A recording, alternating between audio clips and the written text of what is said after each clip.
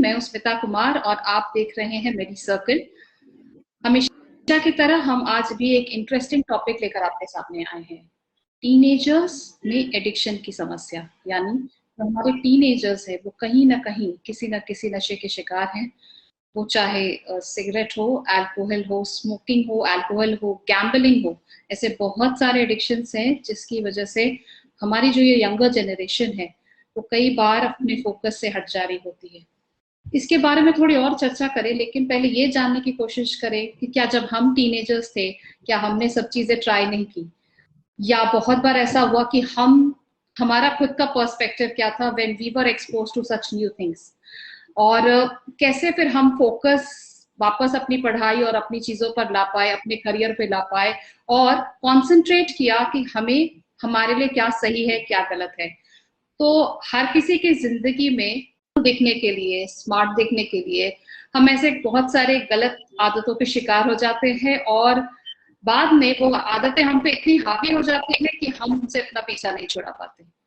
सो आज ये जो टॉपिक हमने चूज किया है, एडिक्शन इन टीनेजर्स, कितना कूल कितना खतरनाक, इस पे चर्चा करेंगे। ये जानने की कोशिश करेंगे कि ये क्या साइकोलॉजी होती है टीनेजर्स की, जो वो इसके प्रति, इन नशीली पदार्थों के प्रति काफी, इन जो एडिक्शंस होते हैं उनके प्रति वो काफी ये अट्रैक्टेड हो जाते हैं, और ऐसा क्या चीजें होती हैं जो उन्हें रोक रही होती हैं, जो वापस वो अपने फोकस, अपने काम पे, अपने पढ़ाई पे, अपना जो सही डायरेक्शन है उस पर वो फोकस नहीं कर पाते। कई बार पेरेंट्स भी इसके लिए परेशान होते हैं, लेकिन मुझे लगता है कि जहां तक हो सके जो यंग टीनेजर्स हैं वो आज के दिन में काफी नॉलेजेबल है, काफी स्मार्ट हैं, उन्हें भी सही और गलत की समझ है। तो फिर भी क्या वो वजहें हैं जिसकी वजह से वो कभी कभी गलत रास्ते पे जाते हैं, और अगर वो चले भी गए हैं तो वो क्या चीजें हैं जो हमें वापस सही रास्ते पे ला सकती हैं और अपने लाइफ में वापस अपना कंट्रोल पा सकती हैं। इस डिस्कशन को आगे बढ़ाने के लिए मैं आमंत्रित करूंगी, वेलकम करूंगी डॉक्टर कुमार कामले का, जो कि एक डी एडिक्शन स्पेशलिस्ट है। वेलकम डॉक्टर कुमार कामले। गुड इवनिंग स्मिता जी, बहुत बहुत धन्यवाद इस टॉपिक पर चर्चा करने के लिए, बुलाने के लिए। और ये बहुत ही एक अहम मुद्दा है। शायद लोगों के बीच इसके प्रति जो जागृति है वो बहुत ज्यादा नहीं है, और आज इस चर्चा के द्वारा हम लोगों तक एक बेसिक बुनियादी जानकारी पहुंचाने की कोशिश कर रहे हैं। तो आइए आगे बढ़ाते हैं आज की इस चर्चा को। डॉक्टर कामले, ऐसा बात देखा जा रहा है कि जो टीनेजर्स होते हैं वो कहीं ना कहीं शो ऑफ या स्मार्टनेस या कूलनेस के चक्कर में इन गलत आदतों के शिकार हो जाते हैं, इन एडिक्शंस के शिकार हो जाते हैं। उन्हें ये जो सेल्फ रियलाइजेशन है वो कैसे होगा, और वो कैसे खुद को वो सही रास्ते पे वापस ला सकते हैं? जी, सबसे पहले तो हमें एक चीज समझनी है कि इस एज ग्रुप से जो बच्चे गुजर रहे हैं, आमतौर पे मैं टीनेजर्स की जब बात करता हूँ तो 13 से लेके 19, ये टीन जहां लगता है टीनेजर्स, तो ये एक ग्रोइंग फेज है, बढ़ती हुई उम्र है, और इसमें कई सारे साइकोलॉजिकल चेंजेस आते हैं, सोशल चेंजेस भी आते हैं। ये जब बदलाव आते रहते हैं उस समय कई सारी चीजें बदलती है, जिसके वजह से साइकोलॉजिकली भी चीजें चेंज हुई है। इसलिए बच्चों का जो रुख रहता है वो सोशली बढ़ जाता है। मतलब अब बच्चे ज्यादा समय अपने दोस्तों के साथ बिताने लग गए हैं।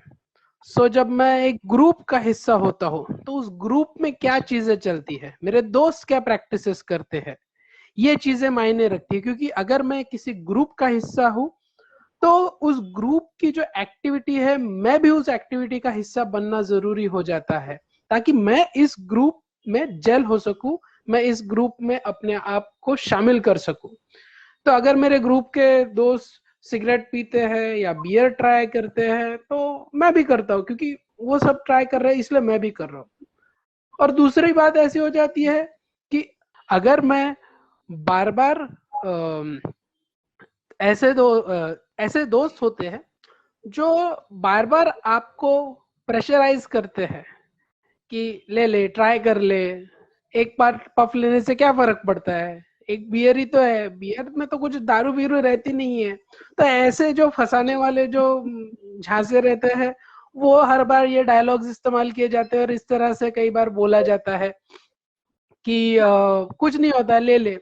सो ऐसी स्थिति में से जब व्यक्ति गुजरते रहता है और वो भी खुद थोड़ा सा जानकारी के अभाव में उसे भी समझ में नहीं आता ये सही है या गलत है, तो ऐसी हालत में कई बार जो व्यक्ति है, जो बच्चे हैं, वो इस नशे के पदार्थ के कांटेक्ट में आ जाते हैं। It can be anything, cigarette हो सकता है, बियर हो सकती है, दारू हो सकती है, वीड हो सकता है, गांजा हो सकता है, कुछ लोग हशीश भी ट्राई कर जाते हैं, या फिर स्टिमुलेंट्स होते हैं, इनहेलेंट्स होते हैं, वाइटनर, ये सारी अलग अलग तरह के पदार्थ है। तो इनके संपर्क में वो आने की संभावना ज्यादा होती है और आते हैं लोग। अब इसके आगे जो है, अब अगर संपर्क में आ गए तो उसका क्या असर पड़ता है और उसको क्या आगे चलकर उसका रिएक्शन होता है जो व्यक्ति इस्तेमाल करती है उसके द्वारा, तो वो डिसाइड करता है कि आगे चल के क्या होने वाला है। बहुत बार, एक बार मैंने पफ लिया था, अच्छा नहीं लगा, बहुत खांसी जैसा है, क्या फालतू का कुछ करते रहते, मेरे को नहीं करना भाई, गला खराब हो जाएगा, क्या है, दिस इज अ रिएक्शन अगर किसी को पसंद नहीं आया। लेकिन अगर मैंने पफ लिया और मुझे अच्छा लगा तो शायद मैं ये एक्सपीरियंस वापस लेना चाहूंगा। सो क्या एक्सपीरियंस और क्या रिएक्शन है ये भी मायने करता है कि भाई अगर आप नशे के संपर्क में आए तो क्या हो सकता है। और उसके बाद जो लेने वाली व्यक्ति है उसको खुद को कितना रियलाइजेशन है, मतलब हर जगह पे बोला तो जाता है कि भाई नहीं लेना चाहिए, नहीं लेना चाहिए, खराब है, खराब है, लेकिन उसका कितना एक्सपोजर है, उसने क्या देखा है कि जिसके वजह से खराब है, ये जानकारी है क्या। लाइक सिगरेट पीने से मुंह का कैंसर होता है, बस एड में देखा था, इसके अलावा मैंने कभी कुछ देखा ही नहीं है, तो व्हाई विल आई थिंक कि ये मेरे साथ हो सकता है, नहीं सोचूंगा मैं। तो उसके बारे में क्या उसे जानकारी है, ये सारे छोटे छोटे फैक्टर्स जो है ये काफी ज्यादा असर डालते हैं कि व्यक्ति जब नशे के किसी पदार्थ के संपर्क में आती है इस अर्ली एज में, एकदम शुरुआती दौर में अपने जिंदगी के, तो वो आगे चल के कैसे होने वाला है। इसी के साथ साथ कुछ चीजें ये भी रहती है साइकोलॉजिकल, जैसे नॉवेल्टी सीकिंग एक फिनोमिना देखा गया है, जो पर्सनालिटी के ग्रोथ के दरमियान जो व्यक्तिमत्व जो बनता है, क्योंकि ये उम्र जो है यहाँ पर एक पर्सनालिटी फॉर्म भी होना शुरू हो जाती है। पर्सनालिटी मतलब आप किस तरीके से सोचते हो, किस तरीके से रिएक्ट करते हो, और ये मोटे मोटे बुनियादी तौर पे एक बेसिक ढांचा रहता है कि गिवन सिचुएशन, दी हुई सिचुएशन में आपके पर्सनालिटी के हिसाब से आप ऐसे ऐसे ऐसे तरीकों से बिहेव करोगे, आपके रिएक्शंस ऐसे वैसे, एक संभावित पैटर्न रहता है हमारे क्या कहते हैं बिहेवियर का। सो ये जो पर्सनालिटी की ग्रोथ वाला हिस्सा है ये भी अब होते रहता है, 16 साल की उम्र के आसपास में ये शुरू हो जाता है, आगे कुछ सालों में जाके ये क्या कहते हैं पूरी तरह फॉर्म हो जाता है। तो इसमें भी एक नॉवेल्टी सीकिंग वाला जो फैक्टर है, नॉवेल्टी सीकिंग मतलब नया नया कुछ तो भी ट्राई करके देखते हो, यार उसको सिगरेट पीते हुए देखा था, कैसा, एक बार एक पफ मार के देखते ना कैसा लगता है, यार उसको मैंने देखा था, वो क्या ऐसा खड़ा था, उसने ऐसा बियर का बॉटल लिया था, क्या स्टाइल में खड़ा था, अपन भी करके देखते हैं। सो ऑल दीज थिंग्स की कुतूहल जो होता है ना, एंथुजियाज्म, करके देखते हैं और उसके ऊपर अमल करना, सिर्फ करके देखते हैं, सोचना नहीं, तो एक्चुअली करना। तो जब ये करते हैं, ये नॉवेल्टी सीकिंग वाला जो पार्ट है ये भी एक बहुत अहम हिस्सा है, जिसके वजह से ये जो यंग जनरेशन है ये नशे की ओर आकर्षित होती है। अब भाई आकर्षण तो सभी को होता है, ये एज ग्रुप से गुजरने वाले सारे व्यक्तियों को इन सारी चीजों की तरफ आकर्षण हो सकता है। बट द थिंग इज, आकर्षण के ऊपर आप कितना ज्यादा क्या कहते हैं एक्ट करोगे, आप उसको एक्चुअल में कैसे लागू करोगे, ये आप पर निर्भर करता है। और ये एक दिन में नहीं हुआ रहता है, ये आप बचपन से लेके अब तक किस तरह से आपका क्या कहते हैं अपब्रिंगिंग हुई है, और आपको कितना नॉलेज मिला है, आपका कितना इंटरेक्शन रहा है इन विषयों के बारे में, नशे के पदार्थों के बारे में। ये नहीं बोल रहा कि नशे के पदार्थ की जानकारी, बट क्या आपको ये जानकारी है कि नशे के पदार्थ की वजह से क्या दुष्परिणाम होते हैं। तो मदर एंड फादर ने उनके साथ इस विषय में कभी बातचीत की है क्या, ये सारी चीज, और उसके बारे में, इन दुष्परिणामों के बारे में क्या हमें नॉलेज है। एक एड दिखा के, जो पिक्चर चालू होने के पहले एक एड दिखा दी, मतलब नॉलेज आ गया? नहीं, एक ही क्षण था, एक ही मोमेंट था, लेकिन बाकी समय क्या, बाकी चीजों का क्या। इसके अलावा भी तो बहुत सारे दुष्परिणाम है। कैंसर हो गया बस, लेकिन कैंसर के अलावा भी बहुत सारे दुष्परिणाम है, उनके बारे में क्या जानकारी है क्या। ये सारी जानकारी होने के बाद फिर डिटरमाइन होता है कि क्या वो व्यक्ति उस नशे का पदार्थ इस्तेमाल, क्या वो बच्चा, क्या वो टीनेजर उस नशे के पदार्थ का इस्तेमाल करेगा या नहीं करेगा। अब ये तो हो गया कि करेगा या नहीं करेगा, लेकिन आज जब मैं आपके साथ इस जगह पर चर्चा कर रहा हूं, तो हमें ये संदेश जरूर पहुंचाना कि भाई क्यों नहीं करना, क्यों नहीं करना चाहिए, ये हमें जरूरी बताना है। जैसे मैंने कहा कि भाई ये आपके ग्रोथ के ईयर्स है, जब ये बच्चे ग्रो हो रहे हैं, एक अच्छे अडल्ट में आपको अगर ग्रो होना है, तो सिंपल सी बात है कि आपके ग्रोथ के पीरियड में अगर आप इन नशे के पदार्थों के संपर्क में आओगे, तो ऑब्वियसली स्वाभाविक सी बात है, ये आपके ग्रोथ को हैम्पर करने वाली चीज है। ये आपके ब्रेन की ग्रोथ को भी मुश्किल में लाते हैं। आपकी ब्रेन की जो ग्रोथ होनी चाहिए उसके वजह से उस पर निगेटिव इफेक्ट आता है। कंसंट्रेशन में दिक्कत आएगी, मेमोरी के इश्यूज होने लग जाएंगे, फोकस में दिक्कत आने लग जाएगी, जो पढ़ाई की है उसको वापस रिप्रोड्यूस अच्छे से कर पाना, इसमें दिक्कत आ जाएगी, नींद की गड़बड़ी आ जाएगी। तो ये सारे आपके माइंड के ऊपर इल इफेक्ट्स होंगे अगर आप नशे के पदार्थ के संपर्क में आते हो।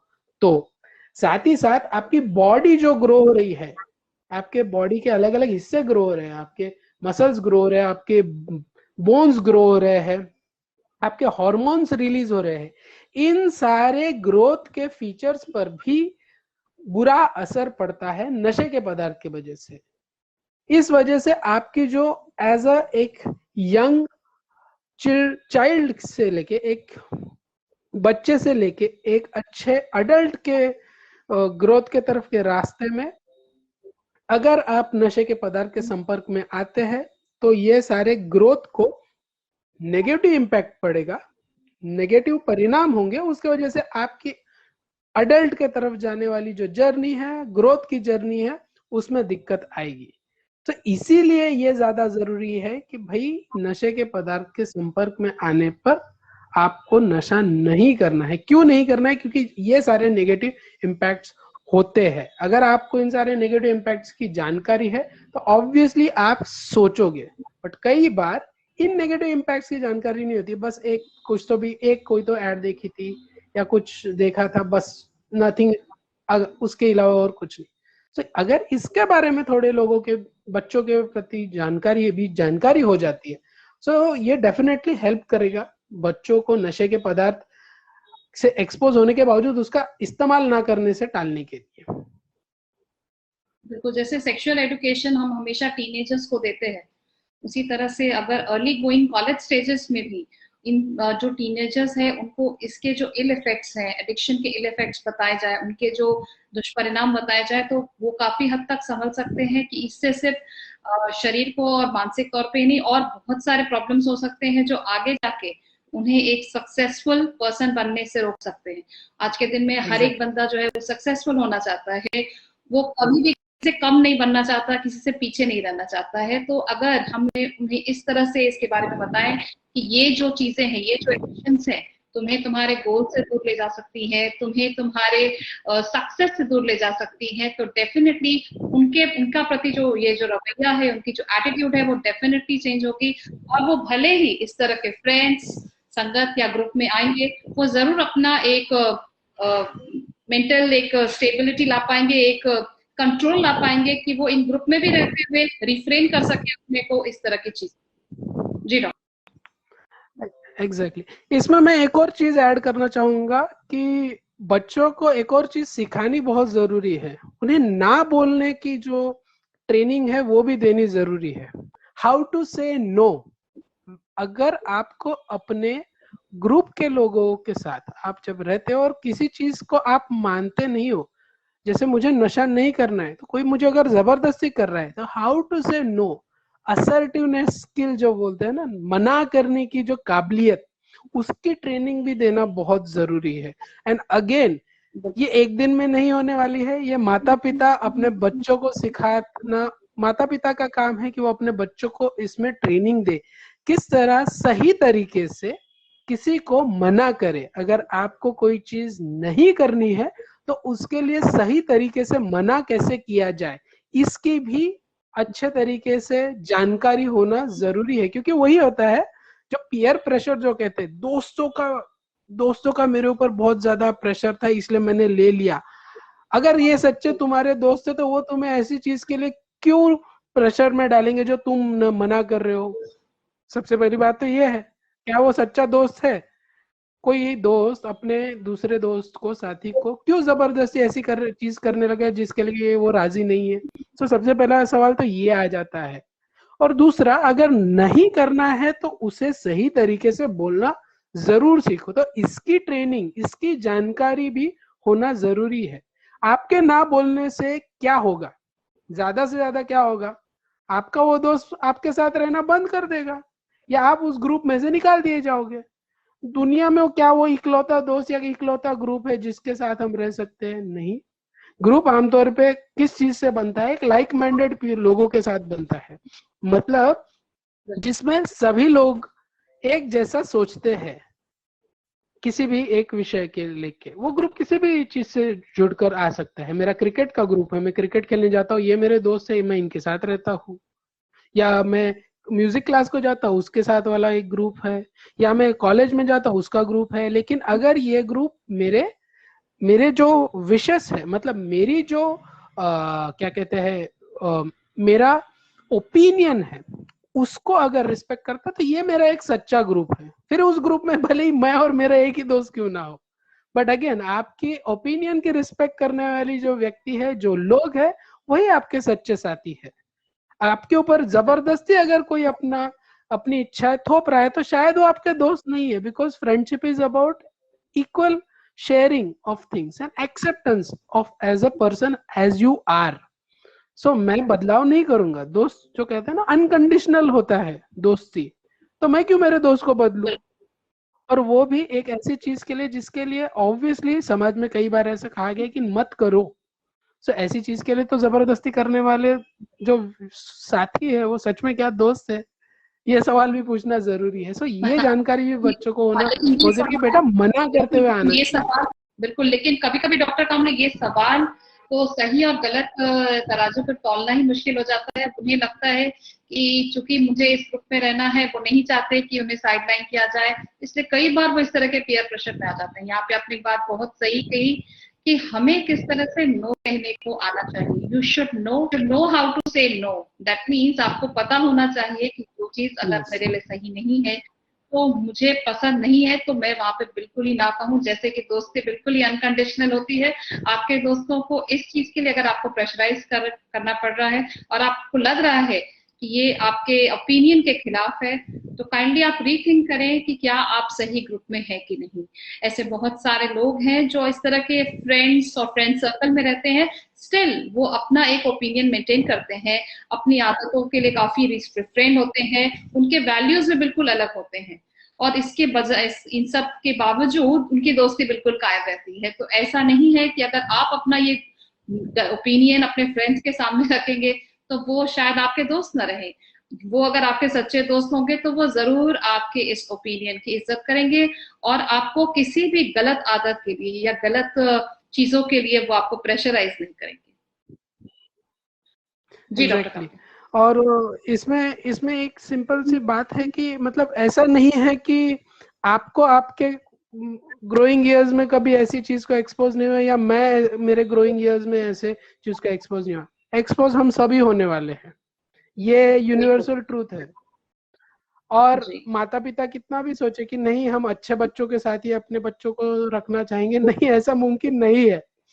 कोई ना कोई ऐसा होगा जो इन नशे के पदार्थों को ऑफर करेगा या संपर्क में है या इस्तेमाल करता है। बस जब ओवर द पीरियड आपका कैसा अपने बच्चों को के साथ आपका इंटरेक्शन रहना है, आपने कैसे इन सारी चीजों के बारे में बात की है, उनको समझाया है, तो वो सारी चीजें डिटरमाइन करती है कि इस ग्रोइंग इयर्स में कैसे है। और माता पिता को इट्स नेवर लेट, कभी भी कोई दिक्कत नहीं कि अगर कुछ भी ऐसा हो जाता है तो क्या, चिल्लाना बंद करो। सबसे पहले अंडरस्टैंड करो क्यों, क्या हो गया, किस वजह से हो गया, कैसे हो गया, और उसके बाद आगे ये ऐसा ना हो उसके लिए क्या क्या कर सकते हैं ये जरूर देखना चाहिए। Even for the teenagers if they are watching this, in case अगर आप कभी नशे के किसी भी तरह के पदार्थ के कांटेक्ट में आए हो, चिलम, गांजा, चरस, brown sugar, hash, inhaler, whitener, cigarette, gutkha, beer, rum, vodka, किसी भी नशे के पदार्थ के अगर आप लोग कांटेक्ट में कभी आए हो, आपने गलती से कभी लिया भी हो, तो घबराओ मत। इट वाज जस्ट कि एक बार हुआ है, अभी इसके आगे ये वापस हो या ना हो ये आप डिसाइड कर सकते हो।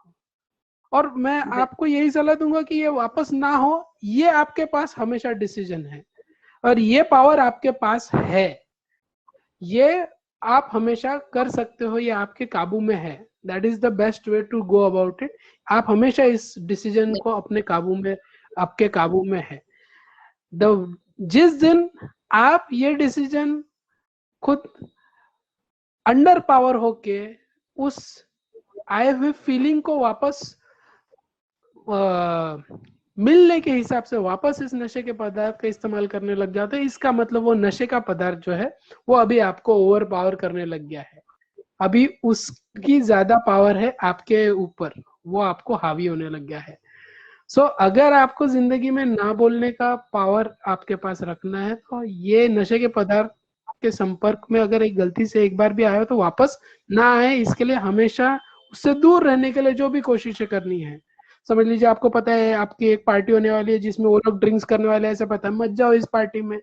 आपको लगता है कि अरे वो मेरे दोस्त ना शाम को उधर से ट्यूशन क्लास के बाद वहां पे मिलते हैं, वहां पे सिगरेट फूकते, मत जाओ ऐसी जगहों पे, कुछ फर्क नहीं पड़ता। अगर आपके दोस्त जेन्युइन है, अगर वो केयर करते कि यार हम लोग सिगरेट फूकते हैं इसके वजह से यार ये आता नहीं है, तो let's stop smoking. That is the real friend who cares about you. अगर वो बोलेंगे कि नहीं यार जाने देना, वो तो वैसा ही है, अपना सिगरेट मस्त फूकते अपन खुश रहते, तो इसका मतलब उसको सिगरेट ज्यादा प्यारी है, तुम्हारी दोस्ती नहीं है, तो तुम मायने नहीं रखते। तो ऐसे लोगों के साथ ना भी रहो और उनका साथ छूट जाए, वो आपके दोस्त नहीं बने रहे तो कोई फर्क नहीं पड़ने वाला। आपकी जिंदगी ज्यादा अहमियत रखती है, आपके खुद के वैल्यू ज्यादा अहमियत रखते हैं। तो याद रखिए, आज आप जब नो बोल रहे हो किसी भी नशे के पदार्थ को, तो ये आगे आने वाली पूरी जिंदगी के लिए आपके पूरे लाइफ को ड्रग फ्री बनाने में मददगार हो जाती है। So it's very important to say no. Definitely. So thank you so much doctor Kumar कि आप हम टीनेजर्स को ये जो एडिक्शंस और तरह के अलग बारे में जो नहीं पता था, लेकिन कुछ और इन्फॉर्मेशन दी और उन्हें एक सेल्फ कंट्रोल बताया, एक सेल्फ डिसीजन इंस्पायर किया कि आप कैसे इन चीजों पे कंट्रोल कर सकते हैं। लोग जो भी टीनेजर्स ये वीडियो देख रहे हैं, काइंडली आप वापस रीड करो, सोचो कि क्या जो तुम कर रहे हो वो सही है कि नहीं, क्या ये सिर्फ एक अट्रैक्शन है और इसके बाद आगे जाकर के हमारे कैरियर, हमारे लाइफ के डिसीजंस को काफी हद तक मैनिपुलेट और इफेक्ट दे सकता है। सो अगर ऐसा लग रहा है तो काइंडली इसे छोड़ने की कोशिश करो।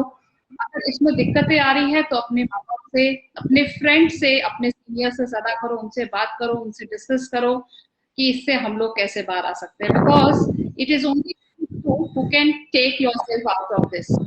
ये सिर्फ तुम्हारे पास, जैसा डॉक्टर कामरे ने बोला, डिसीजन पावर है कि हाँ मुझे ये करना है और ना मुझे ये नहीं करना, मुझे इस नशे की आदत में नहीं पड़ना, मुझे किसी भी गलत एडिक्शन में नहीं जाना। ये सिर्फ तुम्हारे हाथ में इसको डिसीजन लेना हो, तुम तो सही डिसीजन लोगे फॉर योर लाइफ।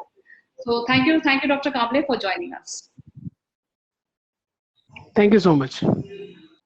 जैसा कि हमने डॉक्टर कामले से डिस्कस किया कि किस तरह से टीनेजर्स में एडिक्शन की प्रॉब्लम बढ़ती जा रही है, ऐसे क्या चीजें हैं जो टीनेजर्स अपने ऊपर सेल्फ कंट्रोल ला सकते हैं, अपने डिसीजन पावर को इस्तेमाल कर सकते हैं, ऐसे फ्रेंड्स, ऐसे सर्कल से दूर रह सकते हैं जो उन्हें इन गलत आदतों के प्रति, इन गलत आदतों की तरफ जाने के लिए उकसाते हैं।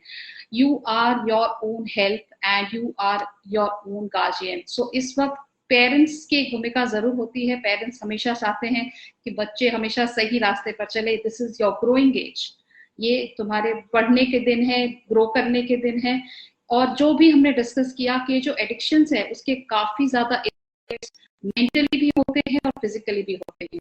ऐसा नहीं है कि इस उम्र में या इस ग्रोथ ईयर्स में किसी ने कोई एडिक्शन ट्राई नहीं किया हो, बट क्या वो सिर्फ उसके शिकार होके रह गए? नहीं। जो भी सक्सेसफुल लोग थे, शायद उन्होंने कभी या ट्राई किया हो या ना किया हो, आगे जाकर के उन्होंने इसे बिल्कुल ना किया, नो बोला और आगे बढ़े, अपने लाइफ के गोल्स को अचीव किया। सो थिंक ओवर इट कि अगर किसी भी नशे के शिकार में अगर तुम आज हो तो मैं उससे कैसे बाहर आ सकता हूँ। It is only you who can take yourself out of the circle, vicious circle. So hoping for this and do let us know कि आपको ये वीडियो हमारा कैसा लगा। आपके जो भी सजेशंस है आप team@medicircle.in पर हमें लिख के भेजें या हमारे इंस्टाग्राम अकाउंट पे Medicircle health, voice of health care पे हमें मैसेजेस दें, ताकि हम इसी तरह के इंटरेस्टिंग टॉपिक्स ला सके और आपको सही रास्ते पर लाने, आप जैसे आपकी गोल्स हैं, आपको अपने सक्सेस लाइफ में सक्सेसफुल होना है, कैसे हम आपको उसके और नजदीक ला सकते हैं और कैसे आप ज्यादा फोकस्ड हो सकते हो, हैप्पी हो सकते हो और सक्सेसफुल भी हो सकते हो। Thank you so much for watching. Bye bye, take care.